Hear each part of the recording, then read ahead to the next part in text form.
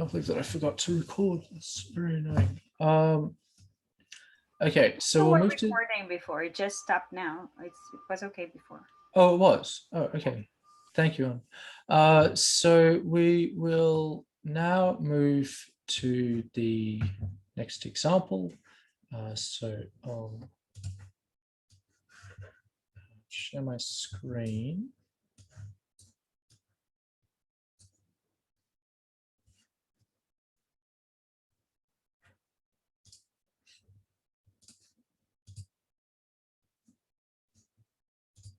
Okay, so we just did that.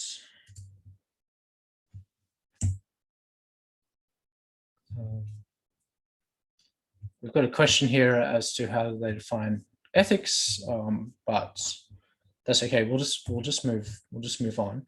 And so the next example is a very biased survey. The link is here. I'll put it in the chat so you can grab it.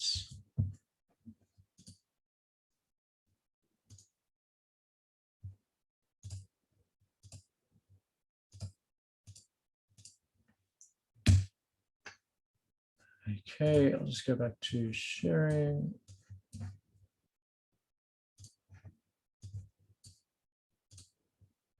Okay, and so what this is a survey of mostly women and looking at whether or not they changed their name after they got married. Okay, so we can have a look at our data set, and the very first column is kept name.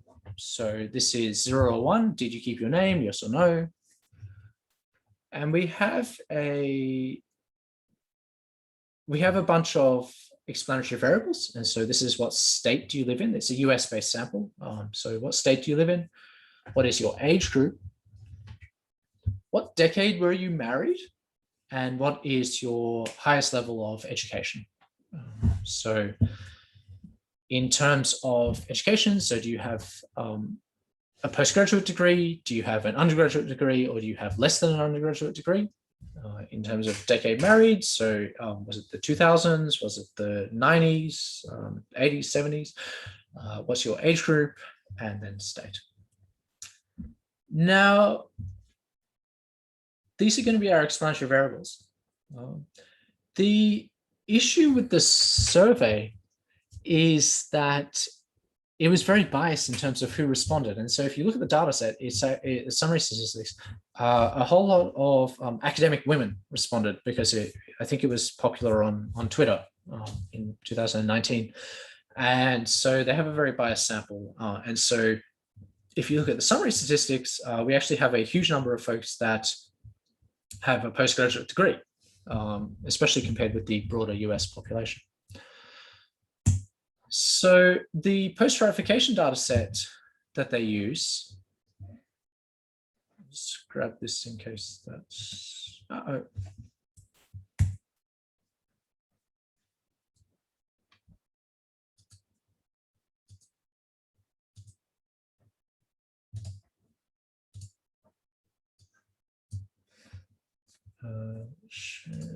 back to this. Right, yeah. The point in the chat is made that imagine changing publication names, and I think that I think it's quite a problem. This issue. I think Google. I don't know if Google Scholar tries to help, but anyway, it is quite a problem. And so.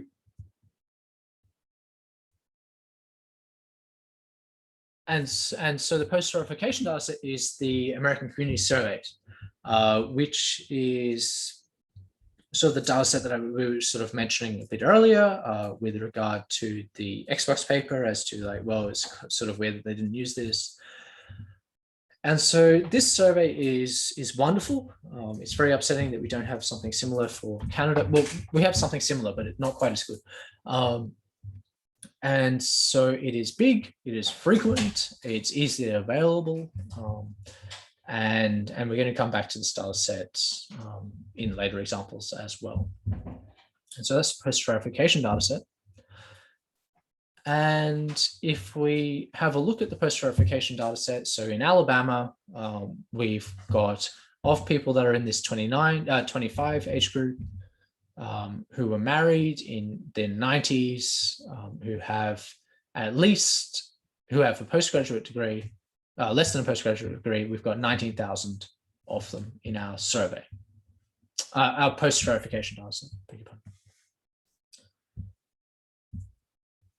Right, so we model the decision, the binary decision to keep your name, yes or no, and we model that based on within these groups. So we've got random effects with this within age groups, education groups, state names, decade married,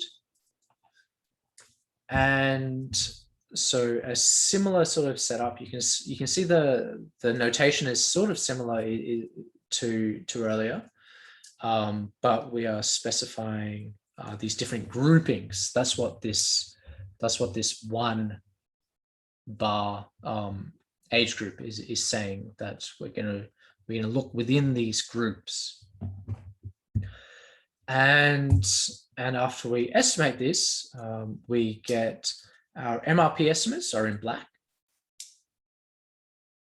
and our raw estimates are in red. So if we just look at the very left option, so on the x-axis is age, so these are 25-year-olds, and our raw estimate from the survey is that around about 28% of them kept their name, whereas our MRP estimate is that it's actually less than 20% kept their name. And we can see that in general, what the MRP estimate has done is it's pulled our raw estimates, our survey estimates down. So our data set, we think that it was overestimating the number of people who were keeping their name. And we think that this is because the survey had an oversample of folks with a postgraduate degree, and generally they're more likely to keep their name after marriage, possibly as was sort of alluded to, it would just be quite a pain to change your publication name. There's some evidence of, like, it's sort of interesting, there is some evidence of like a U in the results. And so possibly there was a peak in terms of people retaining their names in the 80s and 90s, and perhaps now it's slightly less. But it's a nice little example, and sort of builds out a few of the modeling concepts that we just mentioned earlier. So at this point, it actually leads us to a question, but we actually already dealt with this question earlier, where the questioner was saying sort of, could there be more going on than just the fact that these folks were in the Xbox platform? And sort of one of the key assumptions that we're making when we're doing MRP is that, but for the things that we can adjust on, the survey is essentially the same as would have been in the broader population. And so that's sort of like the key assumption, but we won't belabor the point because that was largely touched on. Okay, so we'll go to 2020 US voting. So 2020 US voting, again, still feels like a lifetime ago, but it was only a year ago, a year or two. And so we're going to use real data for the survey, and we're going to use real data for the post-stratification data sets, and we're going to get some estimates, and we're going to live code these. Right, so I'll stop sharing that, and stop share. I'll just share this other screen.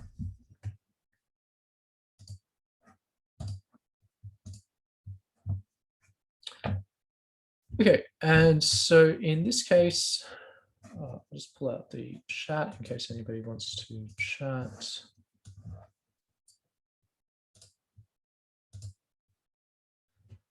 Okay, so in this case, the notes are going to be here. Okay, so what we need is we need some survey data, then we need some post-stratification data, and then we need to model the survey data, and then we need to apply that model to the post-stratified post-stratification data set. So I don't know if any of the political scientists are still here or if they've dropped off. Our numbers are dwindling, but one of the weird things about the US is that it's pretty weird, right? Like not many other places use this sort of voting system that they've got.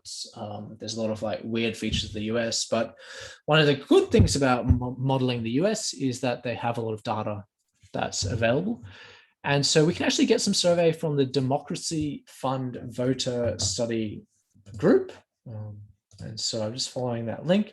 And where we want to go is Nationscape up here. Now, you need to be registered, but it is free. So you can just apply to download the data set, the full data here.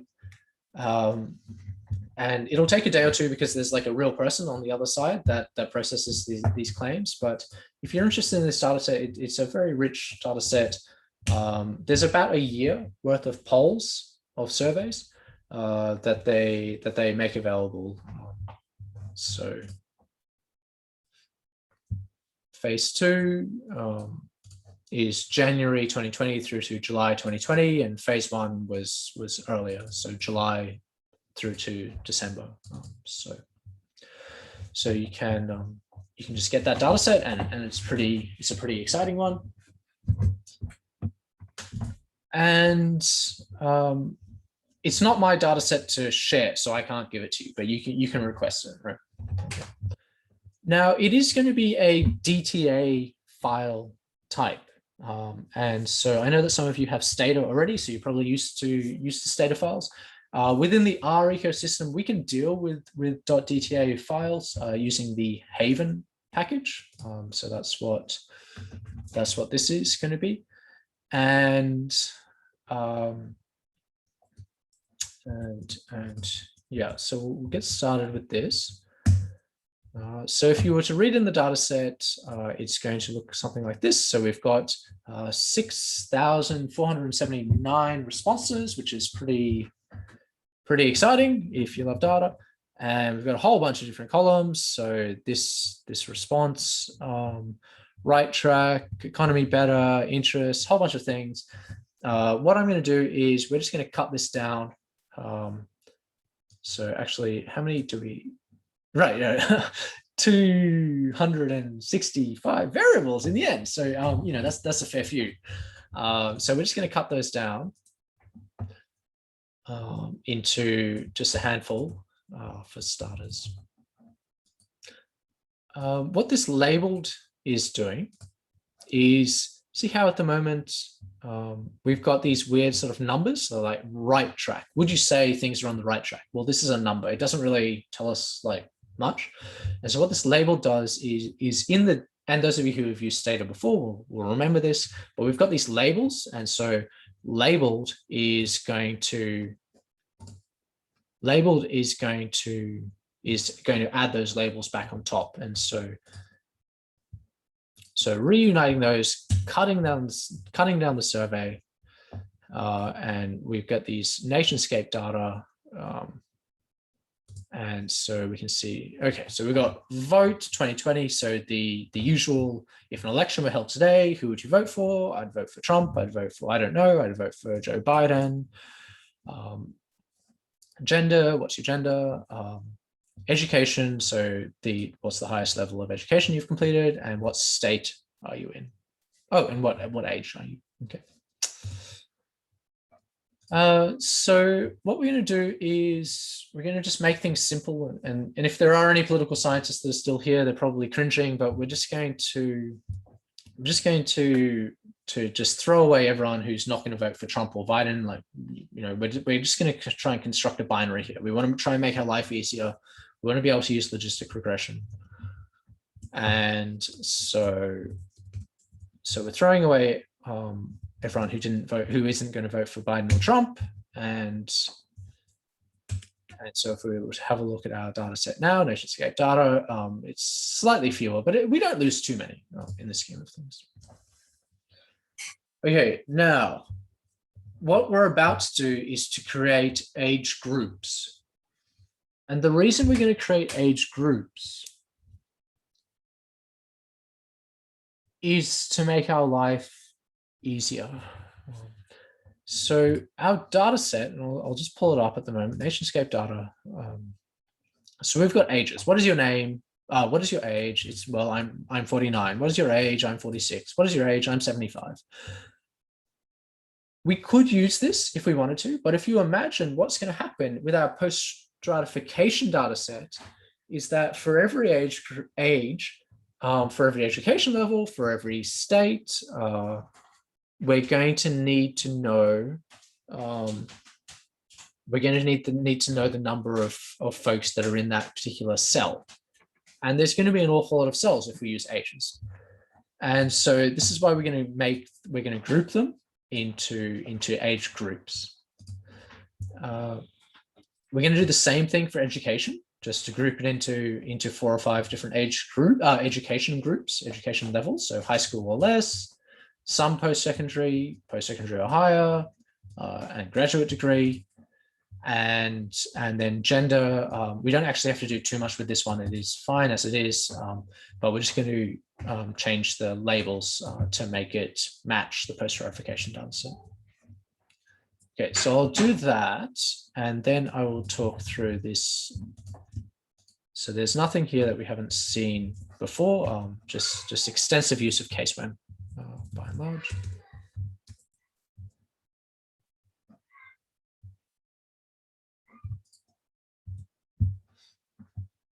Okay, and so again, you can notice in these case-when, so I've got, okay, so if we ever get into here, then we're gonna have trouble in our data set. Okay, so if we have a quick look at our data set, nationscape, so instead of Wisconsin, Wisconsin, I think we might have trouble. Okay, and so what we want to do, to add a little bit of sophistication to our workflow, is we want to put in place like automatic checkers for these things.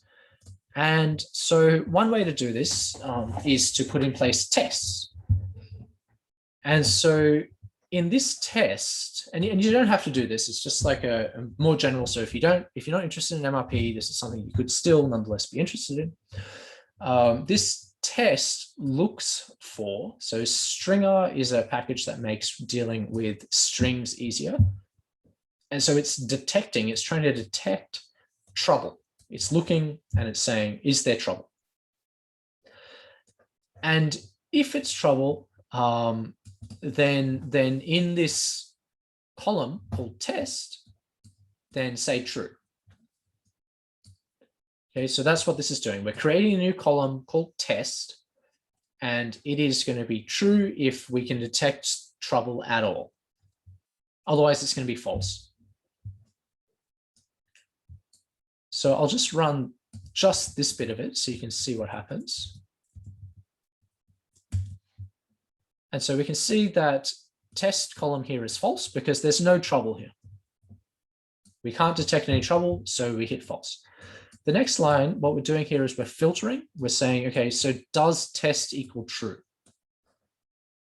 And so if we have no trouble, then what we're expecting is that tests will be, our test data set will have 0 observations. And indeed, this is what happens. Okay, so this is great. We've got no trouble. And then finally, one option is to create a just a test, which is like, well, if the number of rows in the test data set is 0, then just get rid of it. That's fine.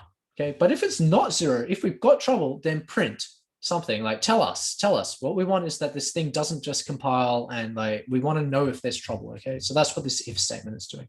Anyway, in this case, we don't have any trouble. So that's great. But it's just like trying to think of a more sophisticated workflow as you sort of approach these things and you get deeper into data, whatever bit of data science you're focusing on. Just trying to develop some tools around this. Okay, so our data set looks like this in the end. Okay, so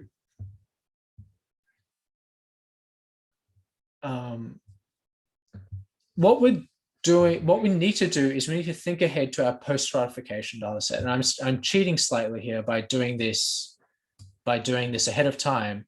But if we have a look at our data, so for instance, state is a abbreviation, WI. I think it's Wisconsin. But in the post-stratification data set, and again, this is cheating a little bit because I know it's spelt out. We have the whole name. Okay, so we need to fix that. There's a few other things that we have to replace. So for some reason, DC is NAs. Washington DC is NAs, which is sort of weird. So we need to fix that. And then we're just going to change the class to be a factor of these things. Okay. So this is data cleaning, and this is what you're going to be doing if you end up doing MRP, which I hope all of you do. That's concerning. What did I not do? Oh, that was just printing it. Okay, so that's fine.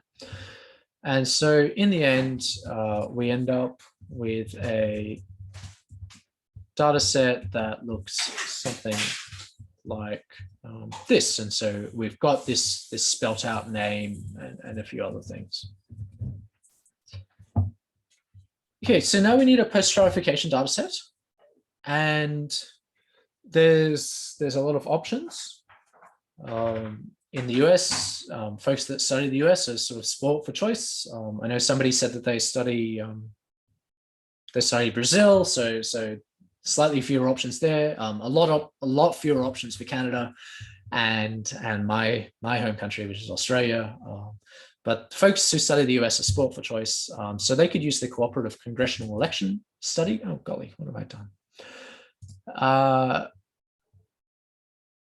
They could, another option is that they could use the American Community Survey, so the ACS. And that's what we're going to use here. So we go to the IPMS website, which it's not the only way of getting to this ACS, but it's just one way. And we're interested in IPMS USA, so we're going to go there. Now, at this point, it is free. They will give you access, but you do need to register. So if this is your first time, then you should just register and you can apply for access. They will give you access, but it's not the sort of thing that you want to do. If your paper is due today, you don't want to be doing this registration today because it sometimes takes a day or two for them to do it, right? So. Anyway, so we can log in. We don't actually have to log in just to have a look. So we can have a look and we'll talk through it. So we go to select samples, and we're just going to use you can see there's a huge amount of data sets available through IPMS. We're just going to use the oopsies. So what I did is I accidentally clicked on the hyperlink, which tells us about the ACS, which isn't what we want. We want to select the ACS. So we check mark that and we submit our sample selection. At this point now we can choose our variables. Okay. Now there's a lot going on because there's a lot of variables, which is great. But from a household level, we're interested in geographic variables, and we're going to be interested in state ICP. We can click on that to learn more about it. It tells us, well, what state were you in? And we can click plus, and we add it to our cart. just like Amazon, except it's free. So that's great. There's a whole bunch of other variables here that we could use, but we're interested in individuals. So we'll go to the personal, and we're interested in education. So we're interested in educ, something like that. It now just escapes me exactly what we do end up using. I think we use race, like that. Anyway, we shouldn't get, and we'll add gender in there. It says sex, but I think they actually mean, no, I'm wrong. So this is another situation where the official statistics are sort of lagging behind what we might have in our survey statistics, right? Because the official statistics are here. Anyway, so once we're happy with this, we can view cart, and we can create a data extract. At this point, it's going to ask me, I think, to create an account. Oh, no, okay, this is perfect. Okay, so create, so I clicked on create data extract. Now, after I submit extract, that'll ask us. Okay, so it's saying we've got 16 variables. Data format is a .dat. Now, you can use that, of course, if you want, but we've been using .dta to this point. So you can specify, I don't know what you use in sociology, but I know that, there's a bit of Stata happening. There's a bit of SPSS, maybe. You could get CSVs, which are more generic. Anyway, we'll stick with Stata because we already have the Haven code up the top there. And so we can specify that. We're getting around 300 meg. The larger the data set, the slower it's going to take for them to make it for you. And so this is one of the things that if your data set ends up being like really big and it's taking a long time for them to make it, so if it's taking more than a day, then just come back and have a look and check this estimated size. That can be sometimes, and you can just sample from it. It tells you how to do it here. You can create a sample. So at the moment we have a whole bunch of households, but we could just change it to 100,000, in which case our sample size decreases a lot. Anyway, I'll go back, and when we're happy, we submit extract. At this point it'll ask me to log in and things. If you're already logged in, then it'll just say, give it a name, and then when it's created that extract for you, you get hit with an email, and you can say, hey, your data set's available. So that is a wonderful resource. So let's pretend that we've done that. And now we're going to use the Haven package again to make it easy to read in the DTA file. Your data set will be named something like this, like USA 0001, something like that. They've got some sort of funny labeling thing going on. But again, just using the same sort of, why is this being silly here?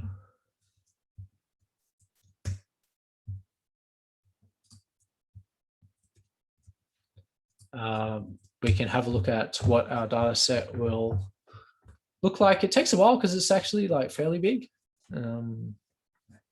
which is nice. This is our final example. So thanks for sticking with it. And so we end up with a whole bunch of different data set of different variables. And what we want to do is we want to make it consistent with our survey data set. So we first create our age groups, then we create our education levels, and then we just select the variables that we're interested in, and then fix the classes. And so this is just cleaning code.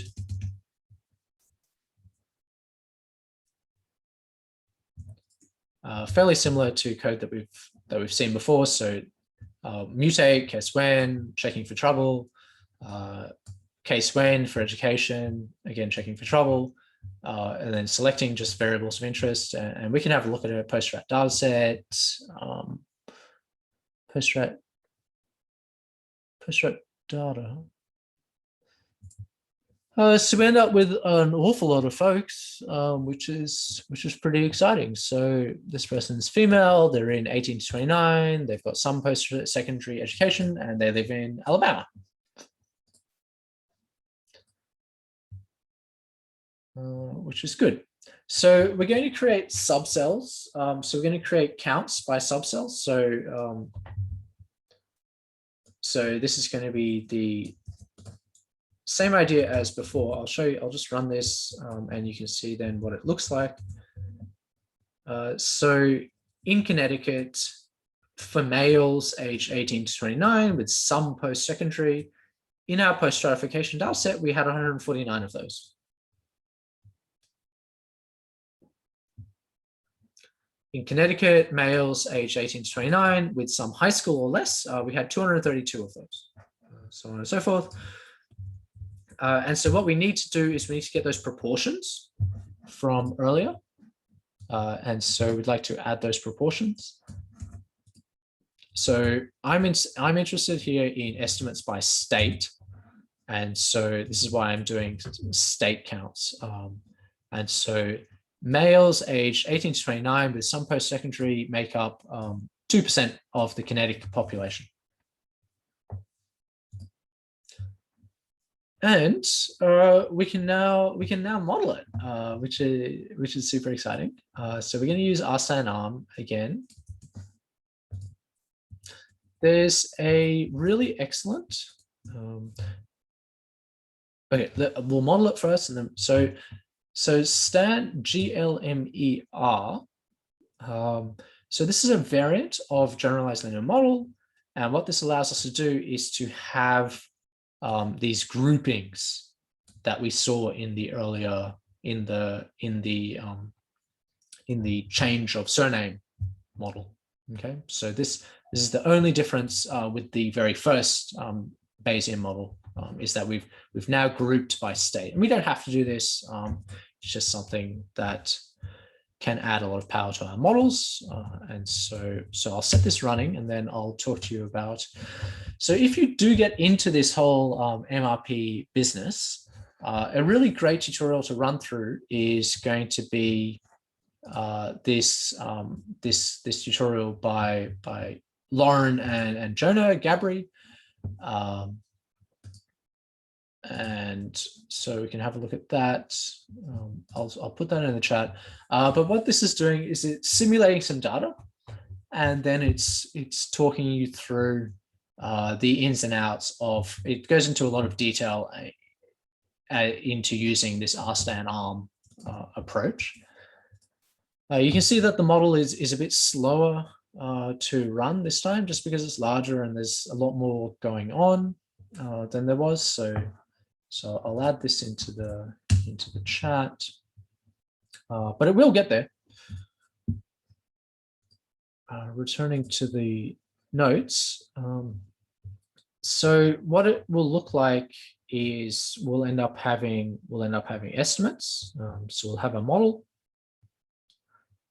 and we can then post stratify. And at this point, because we're waiting for our model to run, I'll talk through.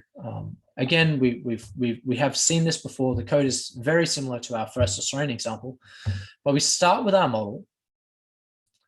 We add some fitted draws. So we're saying, okay, so for this post-stratification data set, tell me what you think the probability of these folks supporting Biden is.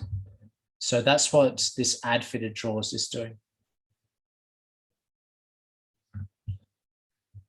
By default, it calls those things values. And so we're changing that to say, okay, well, this is support for Biden. And then we say, okay, so if there's like a 0.75% of these folks, of these cells that support Biden, so this is our estimate here, then we multiply that by this proportion that those cells make up of the whole population. So in the very first example, the silly example about surveying an academic conference, and I said, okay, well, like 50% of the people had a postgraduate degree and 50% didn't. So that proportion there is that 50%. In our example from earlier, and I've lost it now, but it is just up here. We had a count of, sorry, I need to add it so that it prints it. But we had a count, you remember we had like 152 or something males in Connecticut who were in a particular age group, and that turned out to be 2% of the population of Connecticut. And so that's what this proportion is doing. And then we look at this by different draws. So we can say, okay, like we can look at it over probabilities. How many, what's the support? And then from that, we can create some sort of idea of uncertainty. And so this one also will take a little while. So I should have set that running. And what this allows us to do is to create a nice graph. So I'll do this so that you can see it. And then this is it. And so hopefully that redraws. Oh, it does. Yeah. Okay. So looking at, let's look at DC. Okay. So the very top of the y-axis, so District of Columbia, our nationscape raw data. So this is a blue dot. Says that support for Biden is going to be something along the lines of 70%. After we adjust for gender, age group, state, and education of our respondents in the nationscape data set, our MRP estimate is dragged back. And so our estimate then is actually about 60% of folks in DC are going to support Biden. An example of the opposite situation is if we go 2 down to Alaska, our nationscape, so our survey is not very supportive of Biden. So this is the blue, this is this line, this point. And actually our MRP estimate is more strongly supportive of Biden. And I said that the US is a weird situation, you know, from a political science perspective, and I stand by that one. But one of the ways in which it's weird is because of this large number of states. So we've got, you know, 50 states plus DC. And so even if we have a survey of 6,000 people, which is what we do, our raw nationscape data is more than 6,000 people, that actually doesn't give us too many people on a state basis, right? 6,000 divided by 50, you know, we end up with reasonably small numbers potentially for some of these states. And so where's a nice example? Okay, and this will be the last point. But if we look at North Dakota, right? We've got like not very much support for Biden here in our nationscape data. And it's being just dragged far right by the MRP estimate. So we could actually, I'm not sure what the abbreviation is, but my guess is that we actually just don't have very many people in North Dakota from our nationscape data set.